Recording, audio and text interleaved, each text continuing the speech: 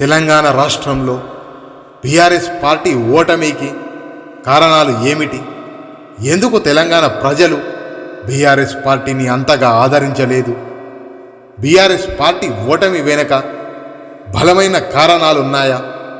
వంటి అనేక ప్రశ్నలు ఇప్పుడు తెలంగాణ సమాజంలో ఉత్పన్నమవుతున్నాయి. బీఆర్ఎస్ పార్టీ ఓటమి నేపథ్యంలో ఓటమికి గల కారణాలేంటో మనం ఇప్పుడు తెలుసుకునే ప్రయత్నం చేద్దాం.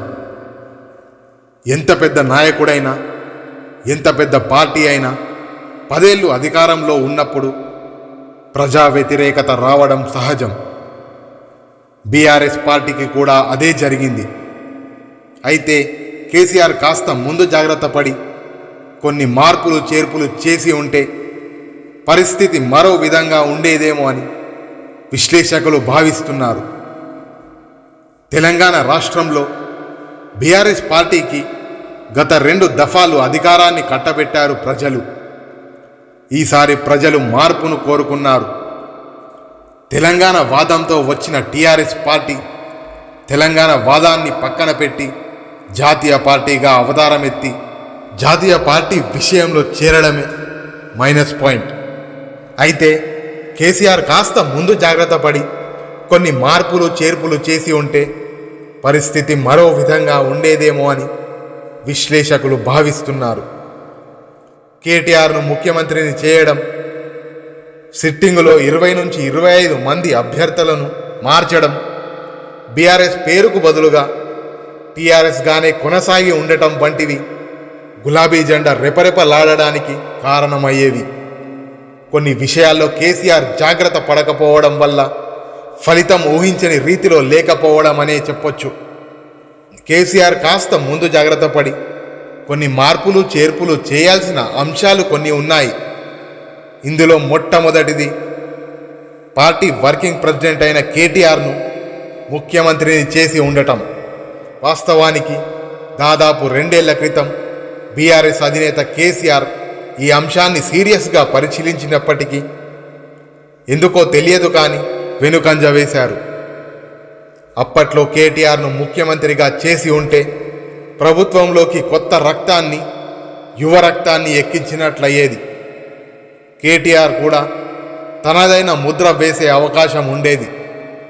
ఒకవేళ కేటీఆర్ ముఖ్యమంత్రిగా ఉండి కూడా ఈ ఎన్నికలలో బీఆర్ఎస్ ఓడిపోయినా కేసీఆర్ ప్రతిష్ట దాదాపు నిలకడగా ఉండేది, అదే స్థాయిలో నిలబడేది.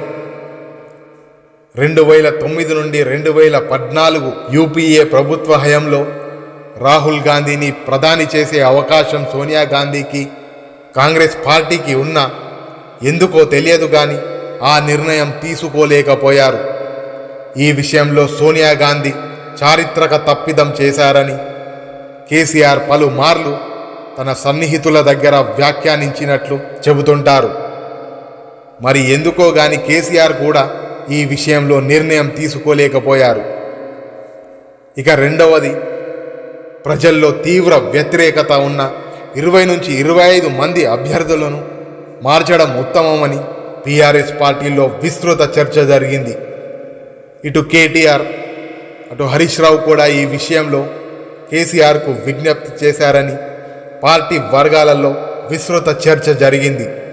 అయితే ఏ కారణం వల్లనో తెలియదు కానీ కేసీఆర్ సిట్టింగ్ ఎమ్మెల్యేలకు సీట్లు కేటాయించారు. వీరందరూ ఆర్థికంగా బలంగా ఉండి తమకంటూ కొంత ప్రాబల్యం కలిగి ఉన్నారని, వీళ్ళని మార్చేస్తే వారు కాంగ్రెస్లోనూ బీజేపీలోనూ చేరి బీఆర్ఎస్కు ప్రధాన ప్రత్యర్థులుగా మారే ప్రమాదం ఉందని కేసీఆర్ భావించారని పార్టీ వర్గాల చర్చ ఉంది. ఆ రకంగా చూస్తే కేసీఆర్ ఆలోచనల్లో మెరిట్ ఉందనిపిస్తుంది.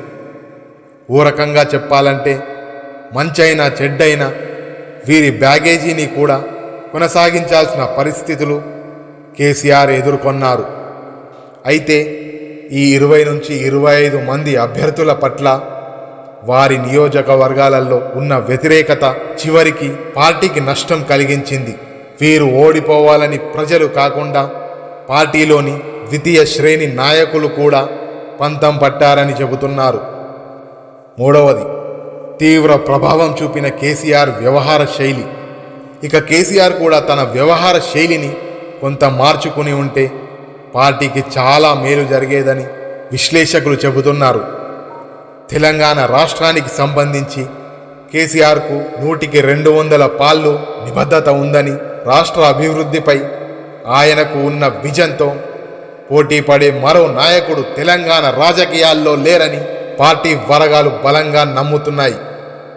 అయితే ప్రజలలో నాయకులతో చివరికి కొందరు ఎమ్మెల్యేలతో మంత్రులతో మమేకమయ్యే విషయంలో కేసీఆర్ కొంత నిర్లిప్త వైఖరిని, మొండి వైఖరిని అవలంబించారని, దీనివల్ల ఆయన ఫామ్ హౌస్ ముఖ్యమంత్రి అని విమర్శించి ప్రజలలో ఆ అభిప్రాయం ప్రబలేలా ప్రతిపక్షాలు విజయవంతంగా కాగలిగాయని విశ్లేషకులు చెబుతున్నారు.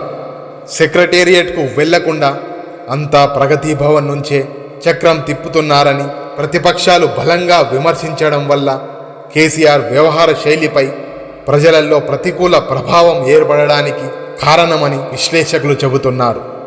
కేసీఆర్ చేసిన అతిపెద్ద తప్పు ఇక టీఆర్ఎస్ను బీఆర్ఎస్ పార్టీగా మార్చి మహారాష్ట్రలో మరికొన్ని చోట్ల విస్తరింపచేయడానికి కేసీఆర్ పన్నిన వ్యూహం కూడా బీఆర్ఎస్ను దెబ్బతీసిందని ప్రతిపక్షాలే కాదు స్వపక్ష నేతలు కూడా చెబుతున్నారు. మహారాష్ట్రలో పార్టీని విస్తరించడానికి కేసీఆర్ డబ్బులు విచ్చలవిడిగా ఖర్చు చేశారని, ప్రజలంతా ఇది గమనిస్తూనే ఉన్నారని ప్రతిపక్ష పార్టీలు అంటున్నారు. అసలు టీఆర్ఎస్ బలమే తెలంగాణ. అలాంటి టీఆర్ఎస్ను బీఆర్ఎస్గా మార్చడమే కేసీఆర్ చేసిన అతిపెద్ద తప్పు అని విశ్లేషకులు అంటున్నారు. అదే కేసీఆర్ అసెంబ్లీ ఎన్నికల ప్రచారంలో భాగంగా మున్ముందు ప్రాంతీయ పార్టీలకే భవిష్యత్తు అని పలుమార్లు వ్యాఖ్యానించడం కూడా ప్రజల్లో కొంత దురాభిప్రాయాన్ని సృష్టించిందని, దీనిని కేసీఆర్ అవకాశవాద ధోరణిగా ప్రజలు భావించారని విశ్లేషకులు చెబుతున్నారు. తెలంగాణ సాధించే వరకు కేసీఆర్ ప్రజల దృష్టిలో హీరో. బీఆర్ఎస్ అధికారంలోకి వచ్చిన తర్వాత ఆయన ఒక ముఖ్యమంత్రి. 2 దఫాలుగా ముఖ్యమంత్రిగా పనిచేసి మూడోసారి ఎన్నికలలో పోటీ చేస్తున్న తరుణంలో కేసీఆర్ను ప్రజలు కేవలం ఒక పార్టీ అగ్రనేతగానే భావించారని, తెలంగాణ ఆత్మ గౌరవానికి ప్రతీకగా ఆయనకు గతంలో ఉన్న గౌరవం ఇప్పుడు సన్నగిల్లిపోయిందని, దాని ఫలితాలని ఈ ఎన్నికలలో చూస్తున్నామని ప్రముఖ విశ్లేషకులు వ్యాఖ్యానించారు. ఏది ఏమైనా జరగాల్సిన నష్టం జరిగిపోయింది. ఇప్పుడు ఆలోచించాల్సింది మాత్రం ఒక్కటే, జరిగిన పొరపాట్లను సమీక్షించుకొని భవిష్యత్ కార్యాచరణను, వ్యూహాన్ని రూపొందించుకోవడమే బీఆర్ఎస్ ముందున్న ఏకైక మార్గం. ప్రజలను తక్కువ అంచనా వేస్తే పెను ప్రమాదమే.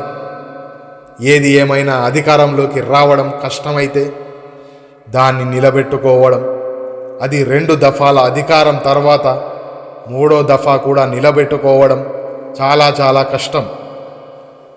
ఈ ఎన్నికలలో ఇదే రుజువైంది. మొత్తం మీద చెప్పాలంటే ఎవ్వరైనా ఎంత పెద్దవారైనా ప్రజలను తక్కువ అంచనా వేయరాదు. మార్పు కోసం జనం పరితపిస్తుంటారు. నచ్చని నాయకులను ఇంటికి పంపిస్తారు. అందుకే ప్రజాస్వామ్యంలో అందరికంటే ప్రజలే గొప్పవారు. వాళ్ళ నిర్ణయమే స్వీకరించాల్సింది. ఏదేమైనప్పటికీ తెలంగాణ ప్రజలు ఒక గొప్ప నాయకుణ్ణి కోల్పోయారనడంలో సందేహమే లేదు.